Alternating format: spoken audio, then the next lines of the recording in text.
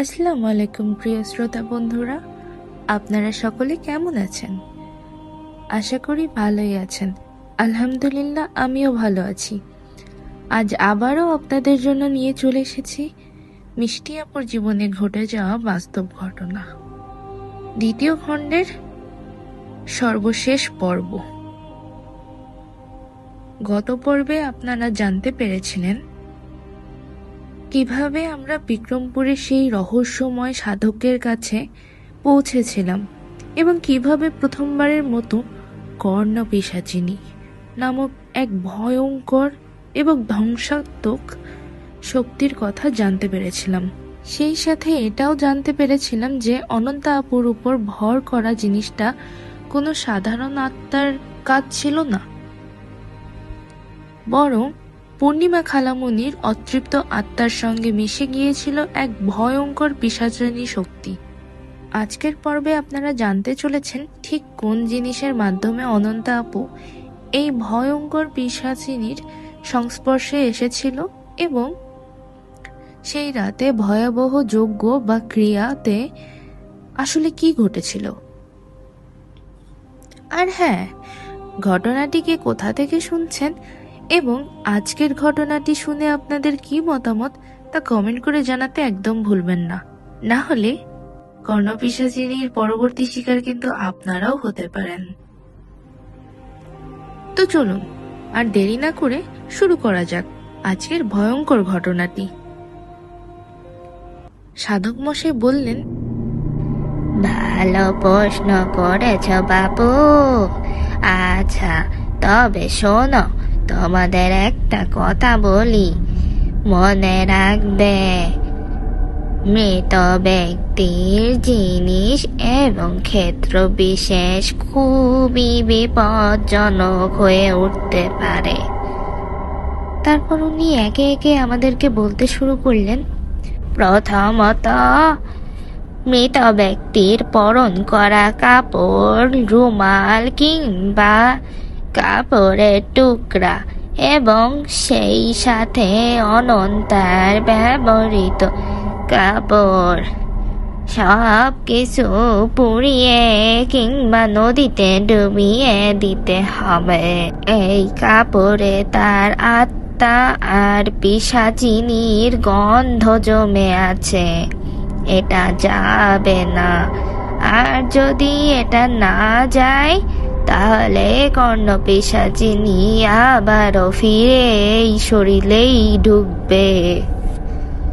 দ্বিতীয়ত, মৃত ব্যক্তির ছবি কিংবা তার কোনো প্রতীক, যেমন ঘড়ি, কাঠের বাক্স, চিরুনি ইত্যাদি, এই জিনিসগুলো উনি পীড়ক বস্তু বলেছিলেন, তাই অনন্তাকে দিয়ে এগুলো ভেঙে বা পুড়িয়ে ফেলতে হবে যাতে পিশাচিনী ওই নিয়ন্ত্রক জিনিসগুলো ধরে রাখতে না পারে।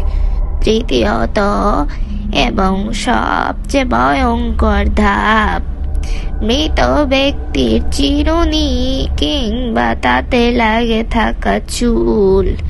উনি বললেন, যদি অনন্তা পূর্ণিমার ব্যবহার করা চিরুনি ব্যবহার করে থাকে তাহলে অনন্তা এবং পূর্ণিমা উভয়ের চুল পোড়াতে হবে, কারণ চুলের মাধ্যমেই ওই মৃত ব্যক্তির আত্মা শরীর ধরে রেখেছিল।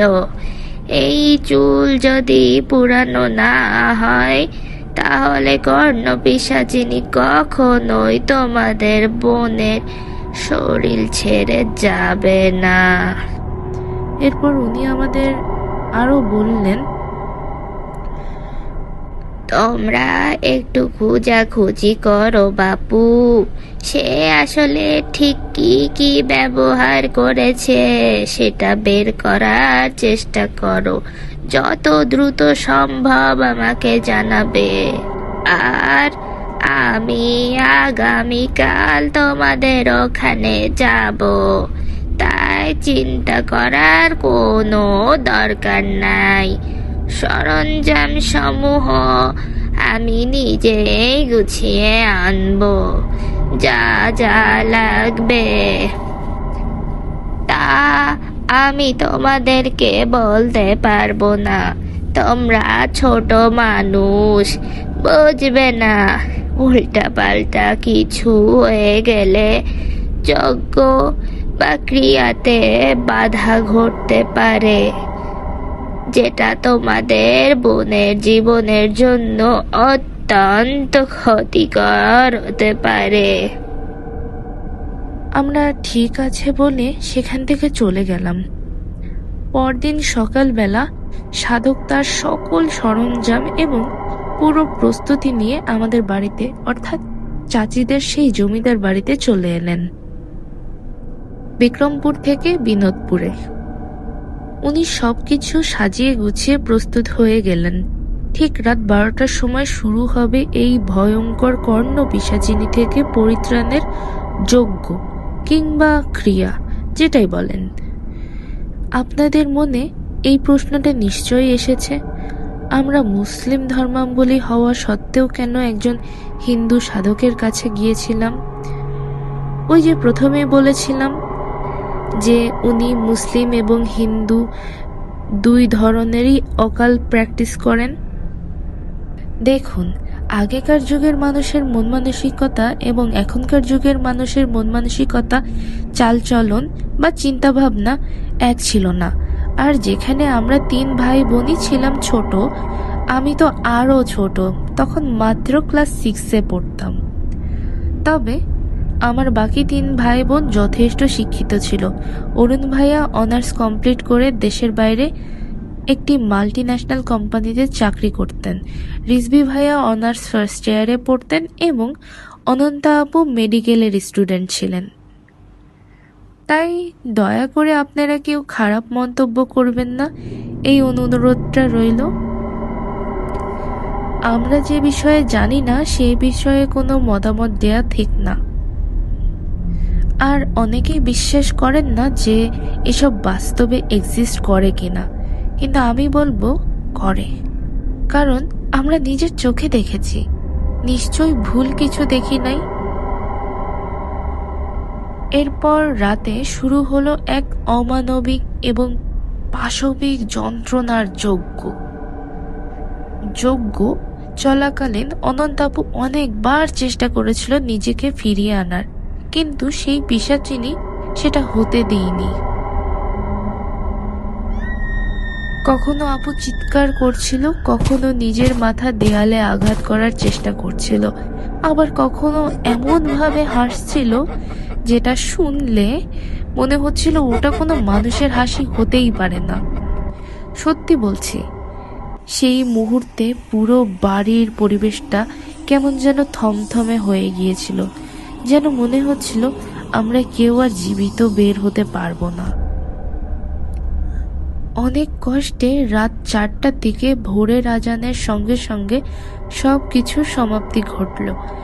আর যেসব ব্যবহার করা জিনিস থেকে এই ভয়ঙ্কর সংযোগ তৈরি হয়েছিল সেগুলোর মধ্যে উল্লেখযোগ্য ছিল পূর্ণিমা খালামুনির ব্যবহৃত চশমা, বই, খাতা, কলম, তার ব্যবহৃত চিরুনি যাতে কিছুটা পরিমাণ চুল জড়িয়েছিল, এবং সবচেয়ে ভয়ঙ্কর তার ব্যবহৃত নামাজ পড়ার ওড়না, যেটা পরে অনন্তা আপু নামাজ পড়েছিলেন।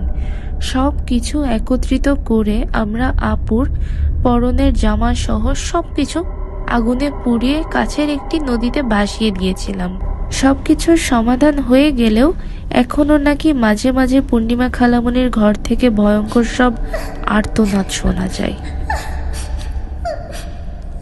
কারণ খালামুনির মৃত্যুর পিছনে লুকিয়ে ছিল এক ভয়ঙ্কর সত্য ঘটনা, যেটা তার পরিবার পুরোপুরি লুকিয়ে গিয়েছিল। আর হ্যাঁ, বলা তো হলোই না, যেহেতু একজন তাদের পরিবার থেকেই এই পিশাচ চালনা করেছিলেন, তিনি এখন মৃত্যুপ্রায়, অর্থাৎ কোমাতে। সে ছিল খালামুনির মেজ চাচার ছেলে, কারণ মূলত সে খালামণিকে পছন্দ করত, কিন্তু খালামণি তাকে পাত্তা দিত না। কারণ খালামণি একজন নিচু বংশের ছেলেকে ভালোবেসেছিলেন, যেটার বিরোধিতা করেছিল সকলে। একসময় খালামণি সেই ছেলের সঙ্গে পালিয়ে গিয়েছিলেন বিয়ে করার উদ্দেশ্যে, কিন্তু ছেলেটি তাকে ধোঁকা দেয়, তাকে প্রেগনেন্ট করে ছেড়ে দিয়েছিল। প্রায় 8 থেকে 10 বছরের সম্পর্ক ছিল তাদের। তবুও ছেলেটা টাকার জন্য খালামণিকে ত্যাগ করে দেয়। শুধু তাই নয়, খালামণির পেটে থাকা প্রায় 8 মাসের নবজাতক শিশুকেও জোরপূর্বক নষ্ট করে দিতে বাধ্য করা হয়। সন্দীপ মামা, দিদা এবং দাদা সকলে মিলে এক বেদিনী মহিলার কাছে নিয়ে গিয়ে খালামণির অ্যাবর্শন করায়। সেই মহিলা তার তন্ত্র সাধনা এবং ক্রিয়ার মাধ্যমে খুব সহজেই বাচ্চাকে অ্যাবর্শন করিয়ে দেয়, যেটা সহ্য করতে না পেরে খালামণি শেষ পর্যন্ত আত্মহত্যা করতে বাধ্য হন। আর যখন উনি আত্মহত্যা করেন তখন নাকি উনার শরীর খারাপ চলছিল। মৃত্যুর আগে উনি একটি চিঠি লিখে গিয়েছিলেন। সেখানে লেখা ছিল, তার মৃত্যুর জন্য যারা দায়ী তাদের কাউকেই তিনি ছেড়ে দেবেন না। এরপর সেই সব কিছু থেকে পরিত্রাণ পাওয়ার জন্য মেজো চাচা তার ছেলেকে বাঁচাতে সেই বেদেনী মহিলার কাছে নিয়ে যায়। এই ভয়ঙ্কর কর্ণপিশাচিনী সাধনার মাধ্যমে তাকে আহ্বান করা হয়। এমনকি পূর্ণিমা খালামণির মৃত্যুর পরও তার অতৃপ্ত আত্মাকে এক বিশেষ বন্ধনে আটকে রাখা হয়েছিল, যাতে ক্ষতিটা শুধুমাত্র নিজের পরিবারেই সীমাবদ্ধ থাকে এবং বাইরের কেউ যেন কিছু জানতে না পারে। আর সবচেয়ে ভয়ঙ্কর ব্যাপারটা কি জানেন? পূর্ণিমা খালামণির সঙ্গে আরও ভয়ঙ্কর একটা ঘটনা ঘটেছিল, যেটা পুরোপুরি ব্যক্তিগত একটা বিষয়, খুবই প্যাথেটিক। তবুও আজ বলতে বাধ্য হচ্ছি। ওই মেজো চাচার ছেলে নাকি পূর্ণিমা খালামণিকে মলেস্ট করার চেষ্টা করেছিল, যেটা জানতে পারার পরপরই খালামণি তার ভালোবাসার মানুষকে নিয়ে বাড়ি থেকে পালিয়ে গিয়েছিলেন। কিন্তু শেষ পর্যন্ত টাকার কাছে ভালোবাসায় হেরে গিয়েছিল। আর সেই কারণেই আজ পূর্ণিমা খালামণি আর তার নবজাতক সন্তান, যা দুনিয়াতে আসার আগেই এতটা দুর্বিষহ পরিণতির মুখোমুখি হতে হয়েছিল। সবশেষে আমি ভালোবাসার কষ্টের অ্যাডমিন আপুর কাছে একটা রিকোয়েস্ট করব, প্লিজ আপু, আমাদের পরিবারের আসল পরিচয় গোপন রাখবেন। আশা করি বিষয়টা বুঝতে পারছেন এবং আমার বিশ্বাসটা রাখবেন। এটুকু বলেই মিষ্টি আপু তার জীবনে ঘটে যাওয়া অতি প্রাকৃতিক, রহস্যময়, প্যাথেটিক এবং লোমহর্ষক অভিজ্ঞতাগুলো আমাদের সঙ্গে শেয়ার করেছিলেন ইমেলের মাধ্যমে। আপনারাও চাইলে আমাদেরকে ইমেল করতে পারেন, আপনাদের সঙ্গে ঘটে যাওয়া বাস্তব, রহস্যময় কিংবা ভৌতিক ঘটনাগুলি শেয়ার করতে পারেন। আপনারা না চাইলে আমরা আপনাদের আসল পরিচয় সম্পূর্ণ গোপন রেখে পোস্ট করব ইনশাআল্লাহ। এরকম আরও নতুন নতুন হরর এক্সপিরিয়েন্স করতে কিংবা আমাদের ডেইলি হরর অডিও পডকাস্ট শুনতে অবশ্যই পেজটি ফলো করতে কিংবা চ্যানেলটি সাবস্ক্রাইব করতে ভুলবেন না। আর হ্যাঁ, আপনাদের সঙ্গে ঘটে যাওয়া কোনো ভৌতিক, রহস্যময় কিংবা রিয়েল লাইফ হরর এক্সপিরিয়েন্স আমাদের সঙ্গে শেয়ার করতে আমাদেরকে ইমেল করুন। ইমেল অ্যাড্রেসটি পোস্টের ক্যাপশনে এবং যারা ইউটিউব থেকে দেখছেন তাদের জন্য ডেসক্রিপশনে দেয়া থাকবে। আজ চললাম এই পর্যন্তই, দেখা হবে শীঘ্রই। ততদিন ভালো থাকবেন, সুস্থ থাকবেন। অগ্রিম ঈদ মোবারক। আর হ্যাঁ, ঈদের দিন পড়ছে বৃহস্পতিবার, সো ঈদের দিন কোনো স্টোরি আপলোড হবে না অবভিয়াসলি। ঈদের পরের দিন অর্থাৎ শুক্রবারের সন্ধ্যায় 7টা থেকে 7:30টার মধ্যে ইনশাল্লাহ কোনো না কোনো নতুন একটি ঘটনা নিয়ে আপনাদের সঙ্গে আবার দেখা হবে। Till then, stay tuned. আল্লাহ হাফেজ।